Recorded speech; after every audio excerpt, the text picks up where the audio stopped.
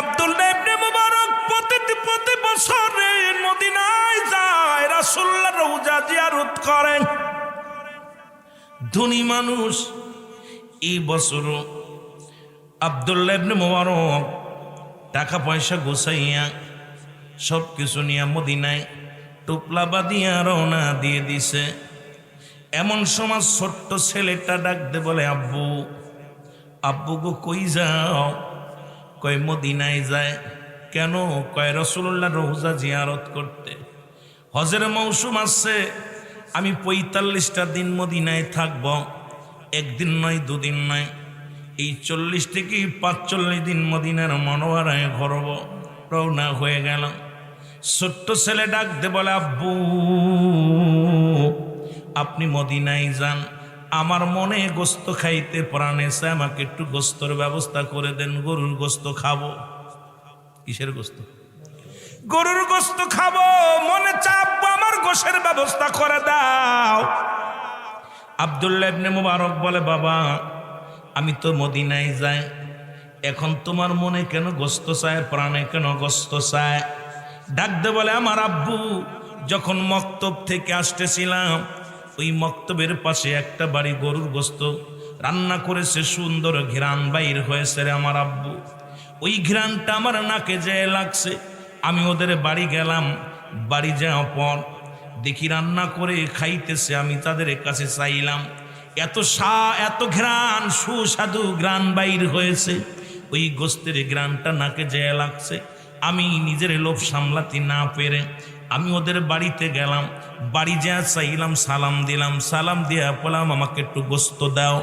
উনি বললেন না, আমাকে দেয় নাই, আমার বাবা গোস্ত পরাণে চাইছে, আমাকে গোস্ত নে দাও, গোস্ত খাবো। আব্দুল্লাহ ইবনে মুবারক ডাকতে বলে, বাজান দাঁড়াও, একটু অপেক্ষা করো, আমি ঘুরে আসি। উনি রওনা হয়ে দিলেন। বাড়িতে দিয়ে সালাম দা, আসসালামু আলাইকুম। ওয়ালাইকুম আসসালাম। বাড়ি কেউ আসেননি? কয় আসি। এই বাড়ি কি গরুর গোস্ত রানছেন? বলে হ্যাঁ। আপনারা কি গোস্ত আনছেন? বলে হ্যাঁ। রান্না করেছেন? বলে হ্যাঁ। আমার ছেলে আইছিল নি? বলে হ্যাঁ। আমার ছেলে কি গোস্ত চাইছিল? বলে চাইছিল। বলে আপনারা দেন নাই কেন? কয় না দিই নাই। আপনি কি জানেন না প্রতিবেশীর হক রব্বুল আলামিন যারা ব্যবহার করছে প্রতিবেশীর হক বিষয়? সুতরাং আমার বাড়ির পাশে আপনি বাড়ি, আমার ছেলেও মুসলমান, আপনিও একজন মুসলিম, সুতরাং আপনি গোস্ত রান্না করেছেন, আমার কলিজার টুকরা সন্তান আছে, তাকে একটা টুকরা দিতে পারতেন, কিন্তু আমি দেন নাই। কেন দেন নাই? বলে কেন দিই নাই এর জবাব আমি তোমারে কেমনে দিব রে মোবারক? আমি তোমারে কেমনে দিব? কারণ তোমার কাছে এই কথা বলে লাভ নাই, কারণ তুমি তো আমাদের খবর রাখো নাই। জোরে জোরে চিল্লায় বলা যাবে না আল্লাহু আকবার। রে আব্দুল্লাহ ইবনে মুবারক,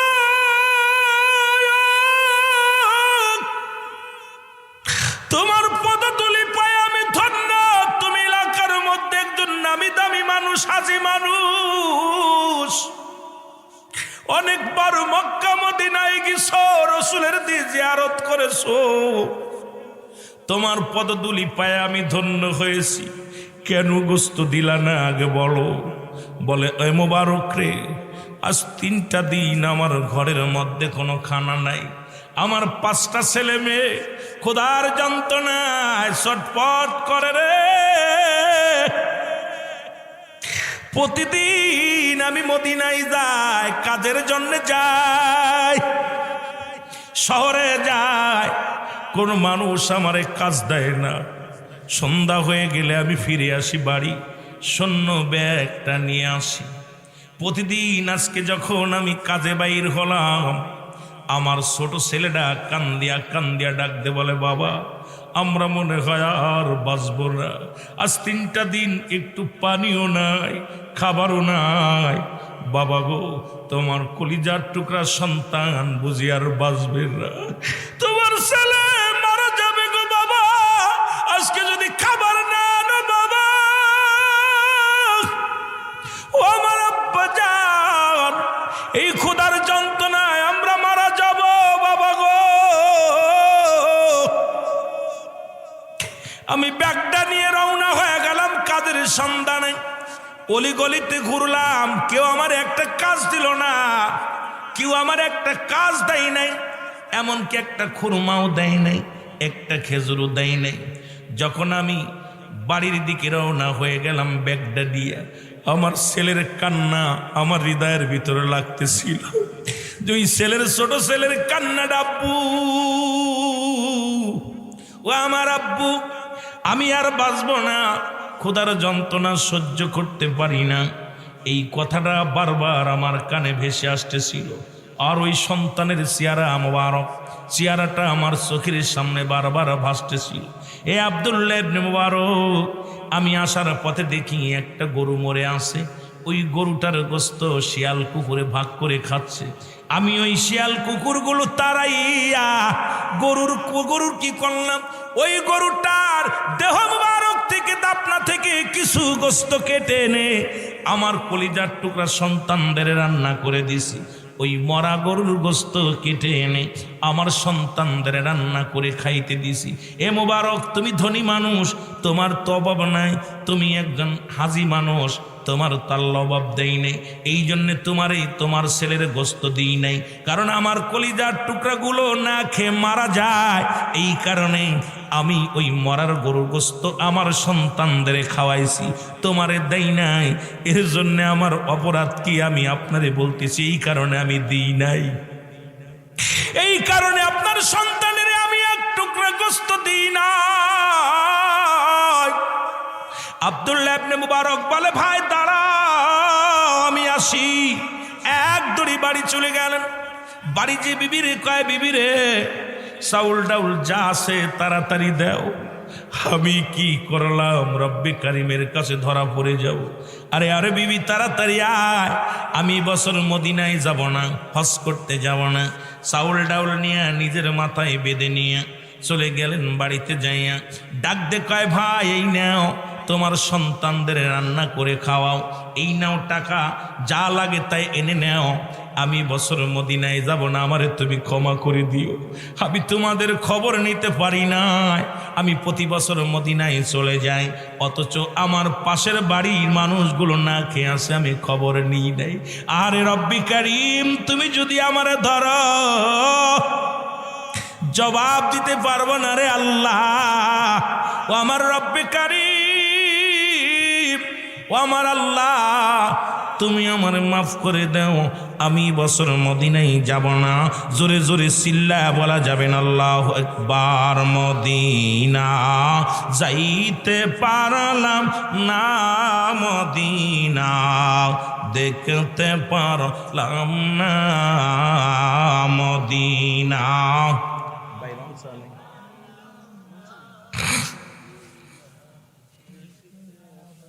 আরো জোরে বলেন, মদিনা যাইতে পারলাম না, মদিনা।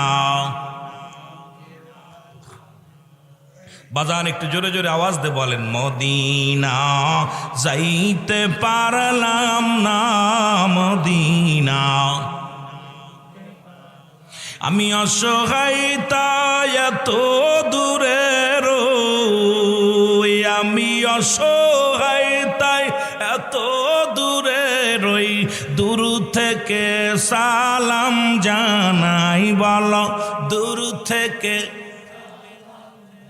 নাই, মদিনা যাইতে পারলাম না, মদিনা। মহব্বতে জোরে জোরে বলেন, মদিনা।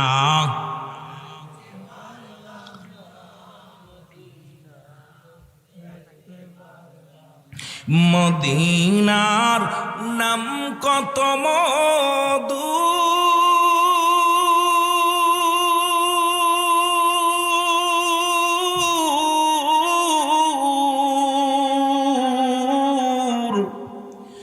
মদিনা আর যে কত দূর,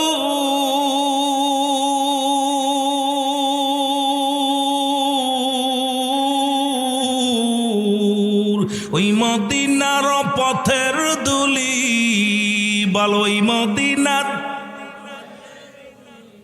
মাখতে পারলাম না, যাইতে পারলাম না মদিনা। বাবারে মদিনার পাগল হন না, যদি একবার কপালে খুইলা যায়, আহা কপাল খুইলা গেলে যে ব্যক্তি হজ করলে আল্লাহ তারে মাসুমের মাসুম বানাই দিল নবী রওজা জিয়ারত করলে। মারহাবা বলেন না। মদিনা যাইতে পার,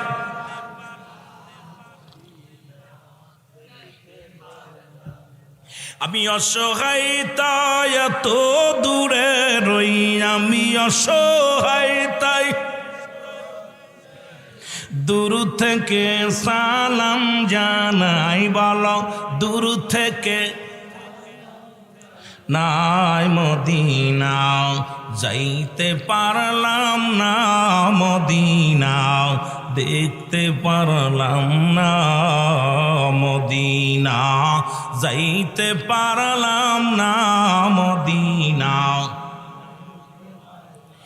মদিনার নাম কত সুন্দর,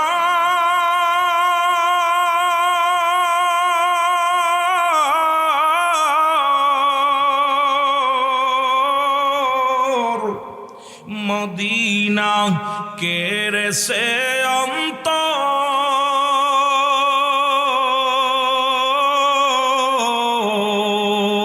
এই কামার কান্দির সালাম খানি, কামার কান্দির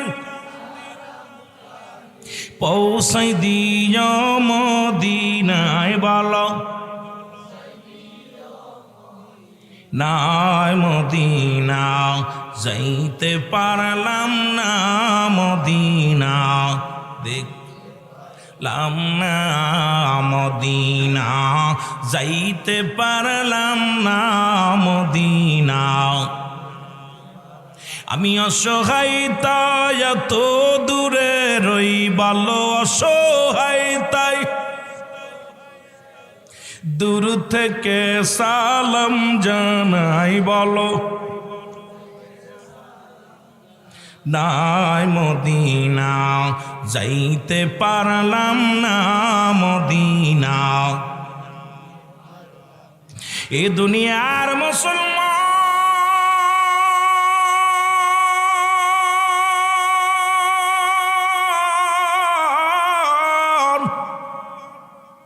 দিলের কান্ডা লাগা শোনো, দিলের কান্ডা লাগা শোনো গো, ডাক দি বলে আব্দুল ইবনে মুবারক রে, ও মুবারক তুমি আমার সব কিছু দিয়া দিলা।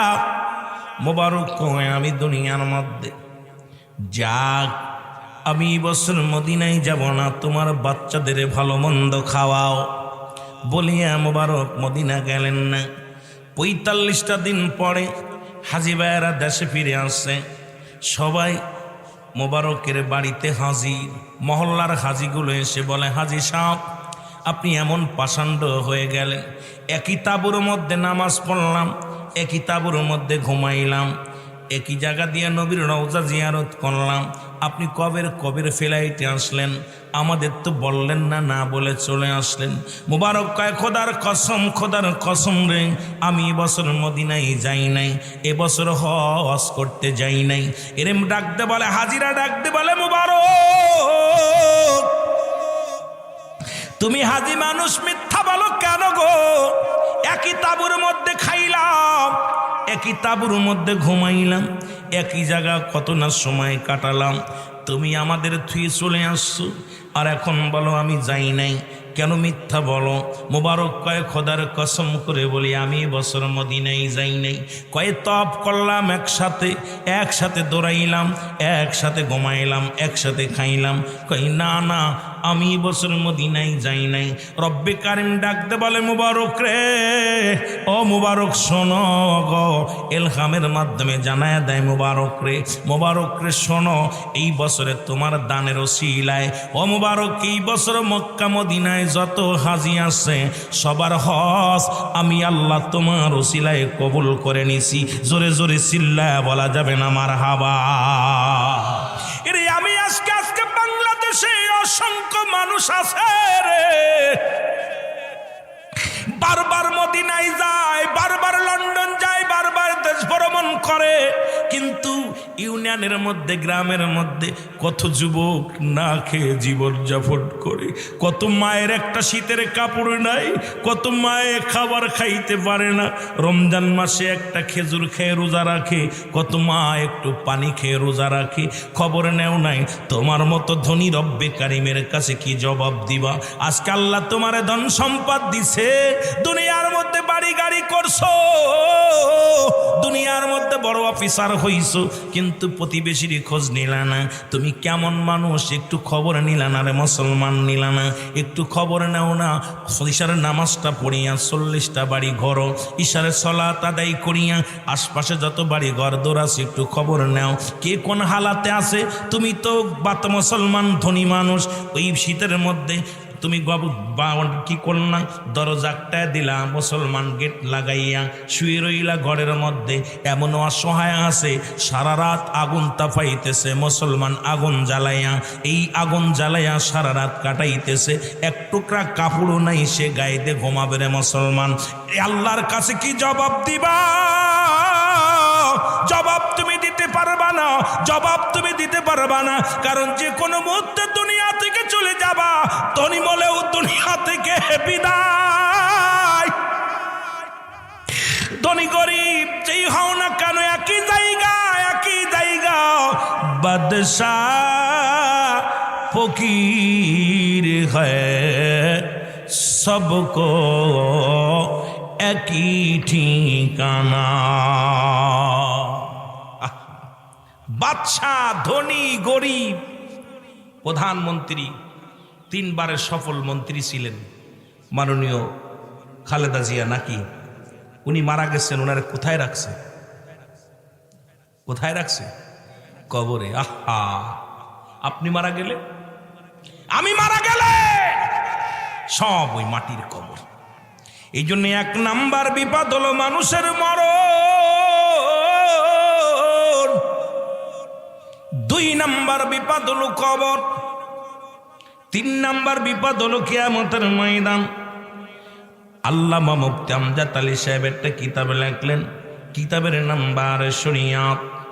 এই কিতাবের মধ্যে উনি লিখতে যা বললেন, দুনিয়ার মানুষ শোনো, মানুষ যখন সাধারণ মৃত্যুবরণ করে, 70টা উটের গায়ের চামড়া জবাই না করিয়া উল্টো দিকে টান দিয়া লবণ আর মরিচ লাগায়া দিলে যতটুকু যন্ত্রণা হয়,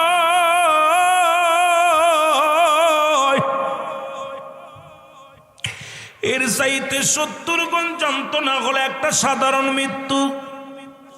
এখন আমরা যারা মরণকালে পায়খানা করে দিই রে, মরণের সময় কত মানুষ প্রস্রাব করে দেয়, মরণের সময় কত মানুষ চোখ দুটি বড় বড় হয়ে যায়, মরণের সময় কত মানুষের মুসলমান জিহ্বাটা বড় হয়ে যায়, জিহ্বা এক হাত বাইর হয়ে গেছে। আল্লাহ আল্লাহ, কত মানুষের কাপন পরাইলাম, কত মানুষের দাপন করলাম রে, ওই মরণের সময় পায়খানা প্রস্রাব করে দিছে। কত মানুষ এই দুনিয়ার মধ্য থেকে বিদায়ের সময় চোখ দুটি বড় হয়ে গেছে আর বন্ধ করা যায় নাই, জিহ্বা বড় হয়ে গেছে আর ভিতরে দেওয়া যায় নাই। হাইরে মরণ, মরণ থেকে পালানোর কোনো পথ নাই, মরণ থেকে বাঁচার কোনো উপায় নাই, মরণ থেকে নিস্তার পাওয়ার সম্ভাবনা নয়। একমাত্র স্রষ্টার মৃত্যু নাই, সৃষ্টির মৃত্যু আছে।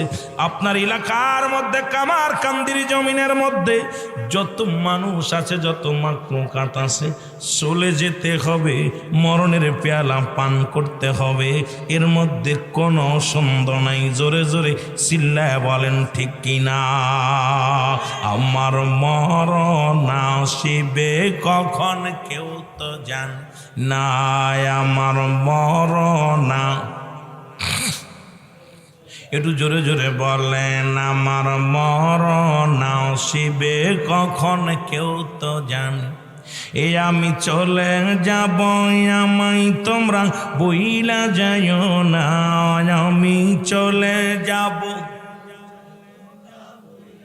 আরো জোরে জোরে বলেন আমি চলে যাব, আমায় তোমরা বইলা যাইও না, আমার মরণ আসিবে কখন কেউ তো জানি না। আমার টাকা পয়সা দালেন কোটা যাহা করেছি, সব কিছু ফেলাইয়া বাবা একাই চলেছি রে, আমি সব কিছু ফেলাইয়া আসি। আমি যাবার বেলায় ভেবে দেখি আমার কেহ নাই, আমি যাবার বেলায় ভেবে দেখি না, আমার মরণ আসিবে কখন কেউ তো জানি না, আমার মরণ। একটু জোরে জোরে চিল্লায় বলেন আমার মরণ আসিবে কখন। ডানে বামে মাটি আমার মাটির বিছানা, ডানে বামে মাটি। একটু জোরে জোরে বলেন ডানে বামে মাটি আমার।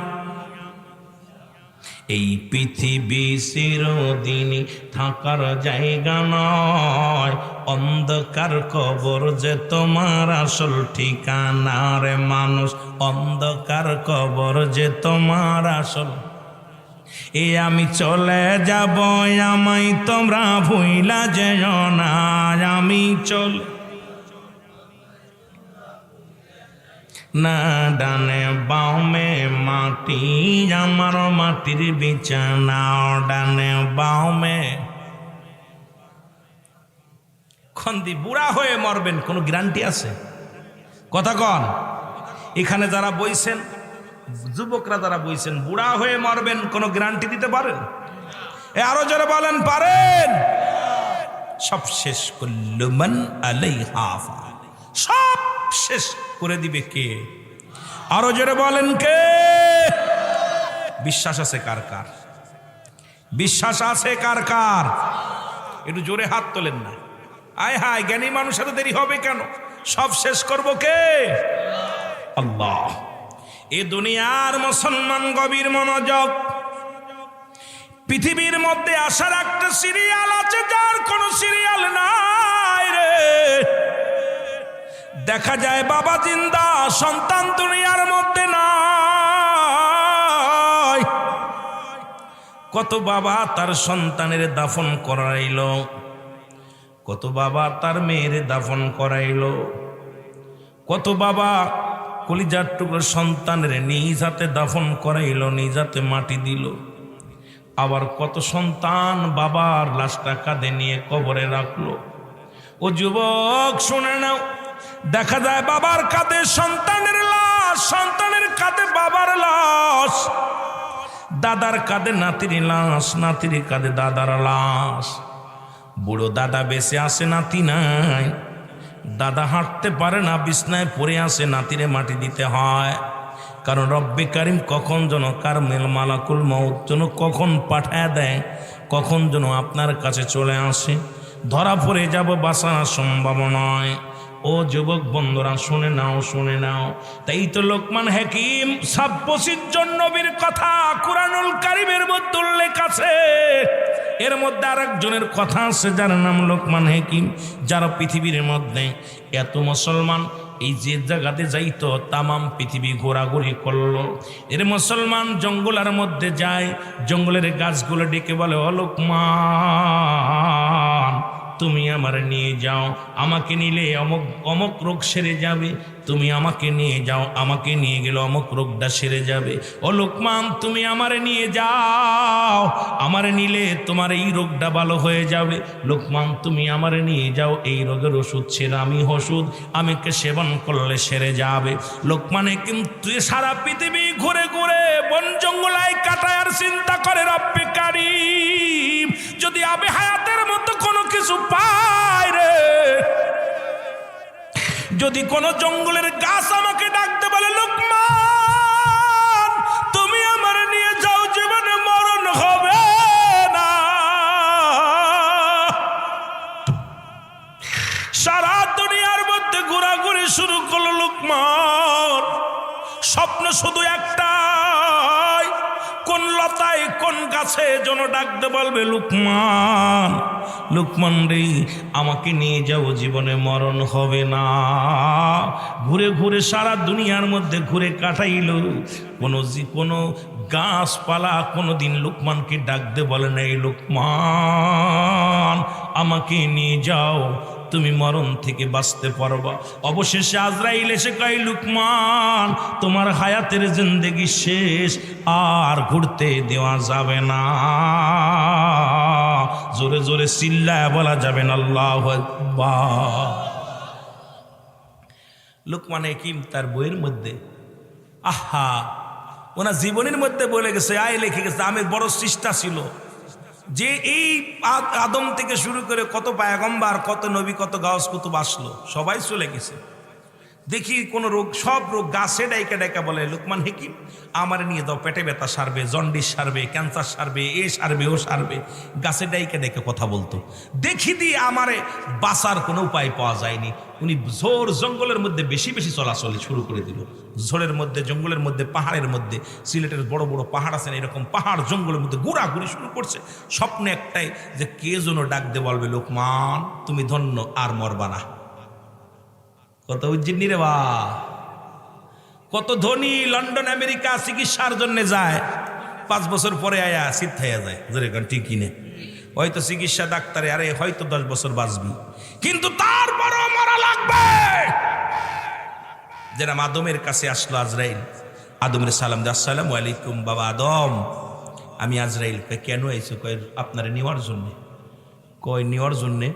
কিতা কও? কয় হায়াত শেষ, যদি আপনি থাকতে চান তাহলে আল্লাহ বলছে কিছুদিন থাকতে পারেন। কতদিন থাকবেন? আদম কইতেছে আজরাইল কয়দিন থাকবো? কয় থাকবেন আপনি কতদিন চান? এই যে একটা বকরি দেখছেন, এর গায়ে যত পশম আছে, এই যে গরু একটা বকরি, এটার গায়ে যত পশম আছে, এত কয়দিন বাঁচতে চলো বাঁচবেন, 1000 বছর, 10 বছর, আপনি কতদিন চান? আল্লাহ সেই কয়দিন দিব। হাকা যা, অনেক দিব, অনেক দিব, কত চান? আদম কয় তারপরে কি হইব? কয় তারপরে মরা লাগবো। কথা কয় না রে, কি লাগবো? আদম কয় কাম সারছে, আরো 50 বছর, 100 বছর, 200 বছর বাঁচা পর মরা লাগবো। আজরাইল কয় হ। তা কয় আদম রে, আজরাইল কয়, আদম কইতেছে আজরাইল আমার আর শখ নাই, কারণ বুড়া হয়ে গেছি, আড্ডি গুড্ডি বেঁকা হয়ে গেছে, এখন মাজা বেঁকা হয়ে গেছে, চুলগুলো পেকে গেছে, অনেক দিন বাঁচছি, তা যদি মরাই লাগবে তার বেশি থেকে লাভ নাই, নিয়েই যাও। সুবহানাল্লাহ বল। যদি মরাই লাগবো ওই 10 বছর বেশি থেকে লাভ কি? তা মরার আগে একটা কথা, আমার 2টা স্বপ্ন। একটা স্বপ্ন হলো আমার ছেলে, সব ছেলে সন্তান, মেয়ে সন্তান সবার বিবাহ দিছি, একটা মাত্র ছেলে অবিবাহিত আছে, নাম তার শীষ আলাইহিস সালাম। ওর জোড়ায় কোনো পোলাও মেয়েও পাই নাই, বিয়েও দিতে পারিনি। একটা বড় স্বপ্ন আছে, ওর একটা বিয়ে দিয়ে যেতে পারলে আমি শান্তি পাতাম। সুবহানাল্লাহ কইতেনি। প্রতিটা বাবা মার কিন্তু স্বপ্ন, সব বাবা মা, কিন্তু আল্লাহ নিয়ে যায়, আজরাইলদের নিয়ে যায়, এটাও বড় পরীক্ষা। ছেলে মেয়ে, আমিও চিন্তা করি আল্লাহ আমার 2টা ছেলে দিছে, আল্লাহ ওরা যেন জানাজা পড়তে পারে, আল্লাহ ওরা যেন বড় একটা কামাই করতে পারে, এটা চিন্তা সবার ভিতরে আছে। কি ভাই নাই? বড় কথা কর না কেন? আশা আকাঙ্ক্ষা নাই না আপনাদের? নাই, না থাকলে না থাকলো, যারা আছে আছে আলহামদুলিল্লাহ। চিন্তা করে ছেলেটা যদি আমেরিকা যায় ভালো টাকা কামাইব, ছেলেটা বড় বড় লেখাপড়া করে বড় ইঞ্জিনিয়ার হলে ভালো হইব, সবার মনে একটা কল্পনা জল্পনা থাকে, ঠিক কি না? প্রতিটা বাবা মা, যারা বিয়ে করলে ওরা বোঝে নাই, কিন্তু যারা বিয়ে করছে, বাচ্চা কাচ্চা হয়েছে, তারা বুঝতেছি যে সন্তানরে একটা প্রতিষ্ঠিত করার জন্য প্রতিটা বাবা মায়ের ভূমিকা থাকে, যে সন্তান নিজের পায়ে দাঁড়াবে, সেই পর্যন্ত আল্লাহ আমার বাঁচায় রাখো। সবাই মনে মনে কয়, জোরে যদিও না কয়, তবে মনে মনে রাত্রে আযান মুনাজাত দিয়ে আল্লাহ রব্বির হামহুমা কামা রব্বায়ানি সগীরা। রব্বানা যালামনা আনফুসানা ওয়া ইল্লাম তাগফির লানা ওয়া তারহামনা লানাকুনান্না মিনাল খাসিরিন। আল্লাহ একটা বাচ্চা দিছো, 2টা ছেলে দিছো, 4টা মেয়া দিছো, আল্লাহ যেন বিয়ে শাদী দিয়ে যেতে পারি, একটা ব্যবস্থা যেন করে দিতে পারি। আল্লাহ তার আগে মরণ দিও না, এরা ভাইসে বেড়াবে না। প্রতিটা বাবা মার স্বপ্ন সন্তান প্রতিষ্ঠিত হোক, জোরে বলেন ঠিক কিনা? আদম আলাইহিস সালাম বলতেছে আজরাইল স্বপ্ন আমার একটা, সেটা হলো আমি আর তোমার বাধা দিতেছি না, তবে আমার শীষের একটা ব্যবস্থা যদি করে যেতে পারতাম তাহলে শান্তি পাতাম। 2 নাম্বার হলো অনেকদিন জান্নাতি ফল খাই না। কথা বুঝেননি? অনেক দিন ওই যে জান্নাত থেকে আসা পর আর এই কপালে জোটে নাই, তা আমার মন চাচ্ছে যদি একটু ফল খেতে পারতাম। আল্লাহ জিবরিল আজরাইল আলাইহিস সালাম কাছে হুজুর দাঁড়ান, আমি আল্লাহর সঙ্গে একটু কথা কই আসি।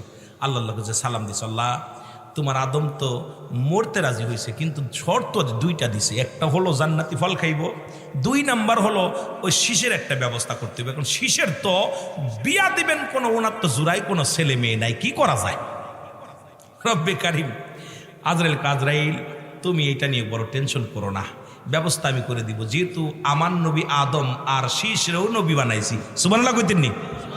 আর একটু জোরে কইতেন না? ওই আদমের যে দায়িত্ব দিয়েছিলাম ওই দায়িত্ব আমি শীষেরে দিছি, সুতরাং শীষের ব্যবস্থা আমি আল্লাহ নিজেই করতাম। কথা বুঝেননি? এখন শীষের কাছে আদম আলাইহিস সালাম কয়, বাবা আমার তো পরানে ফল খাইতে চাচ্ছে, পরানে জান্নাতি ফল।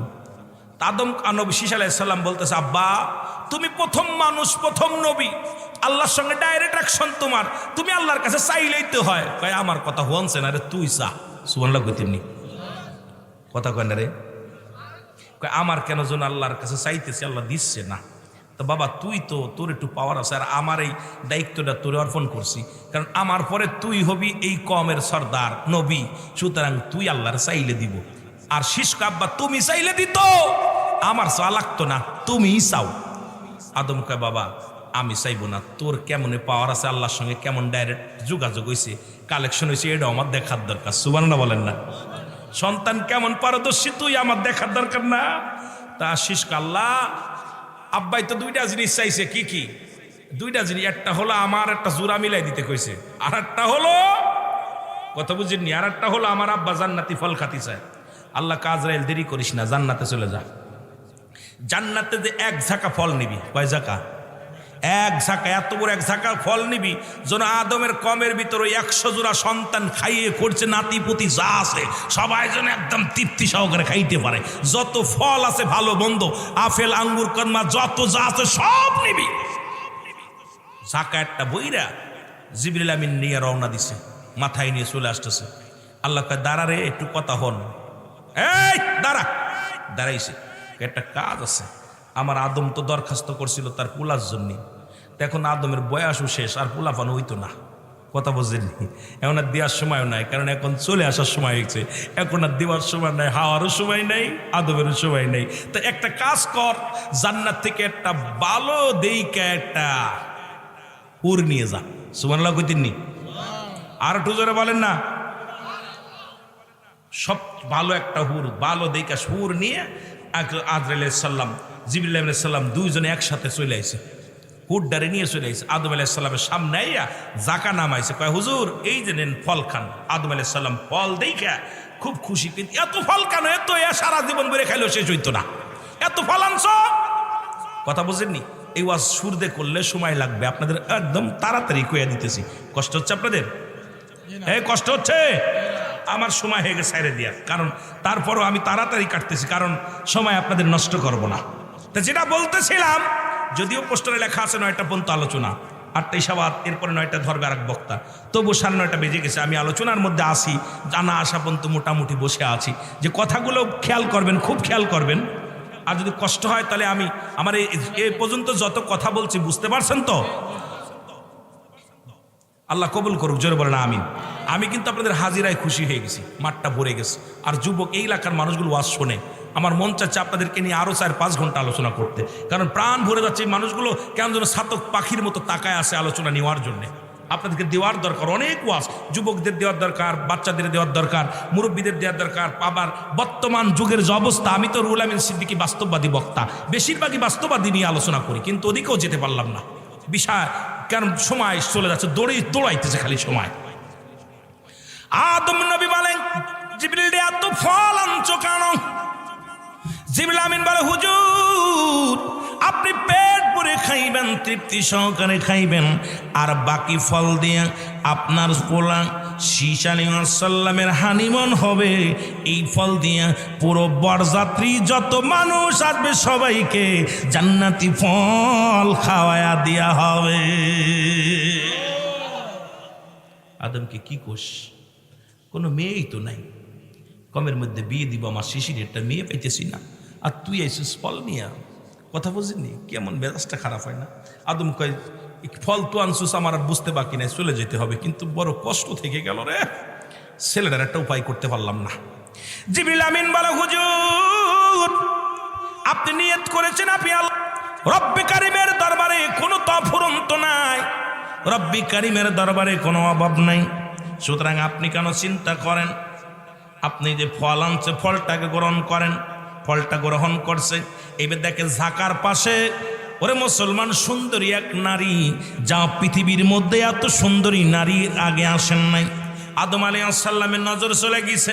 আদম কয়, ও জিবরিল তোর পাশেও গোপনে দাঁড়ায় রয়েছে ওই মেয়েটাকে। সুবহানাল্লাহ বলেন না, এত সুন্দর চেহারা। আরে হুরদের একটু একেনি আঙ্গুল দুনিয়ার মধ্যে উঠে দিলে দুনিয়ার আলো বাতাস সার মেনে যায়। এত সুন্দর হুরেদের ভিতরে আপনার রক পর্যন্ত দেখা যাবে, চামড়ার ভিতর দিয়া রক্ত পর্যন্ত দেখা যাবে। এত সুন্দরী আল্লাহ করছে হুরদেরকে। আর এই 70টা করে হুর দিবে একমাত্র ইমানদার বান্দাদের। জোরে বলেন ঠিক কিনা? জান্নাতীদের দিবে।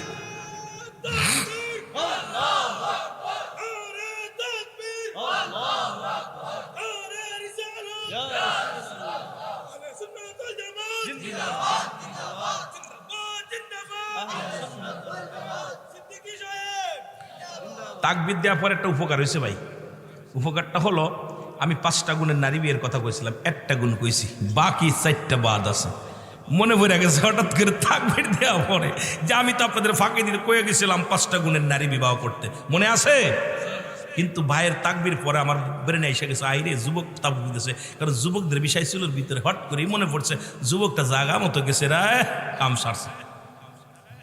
এখন আদম আলাইহিস সালাম ডাক দে কয়, জিবরিল কয়, জি হুজুর।